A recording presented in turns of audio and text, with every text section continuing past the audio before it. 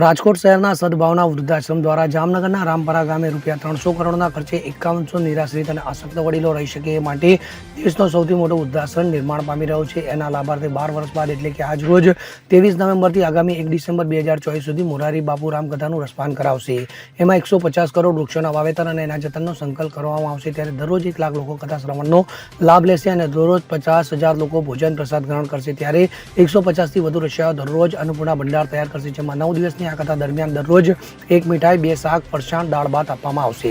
એ માટે 15 ટન ઘઉંનો લોટ, 300 ડબ્બા ઘી, 2000 ડબ્બા તેલ, 5000 કિલો ખાંડ, 6000 કિલો ચોખા સહિતનો જથ્થો લાવવામાં આવ્યો છે. તો દરરોજ ચૂલા પર 2200 થી 2500 કિલો લોટની રોટલી બનાવવામાં આવશે. જ્યારે દૈનિક 1000 લીટર દાળ અને 6000 કિલો શાક બનાવવામાં આવશે. ત્યારે રેસકોર્સ મેદાનમાં યોજાનારી રામકથામાં દરરોજ 45,000 જેટલા શ્રાવકો કથા શ્રવણ કરશે, જેમાં ભોજનની વ્યવસ્થા કરવામાં આવી છે. એમાં અન્નપૂર્ણા ભંડાર તૈયાર કરવામાં આવશે. આના માટે ઈડરવાળા જીતુભાઈને કેટરિંગ આપવામાં આવેલું છે, જેના 150થી વધુ રસોઈયાએ રસોઈ બનાવવાના છે. તો લાઈવ ચૂલા પર સ્વામિનારાયણની રોટલી બનાવવામાં આવશે. સાથે લોટ બાંધવા માટે મશીન પણ રાખવામાં આવેલું છે.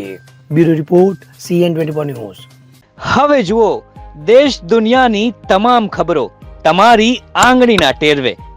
ઉઠાવો મોબાઈલ અને Google Play Store પરથી ડાઉનલોડ કરો અમારી CN24 ન્યૂઝ મોબાઈલ એપ.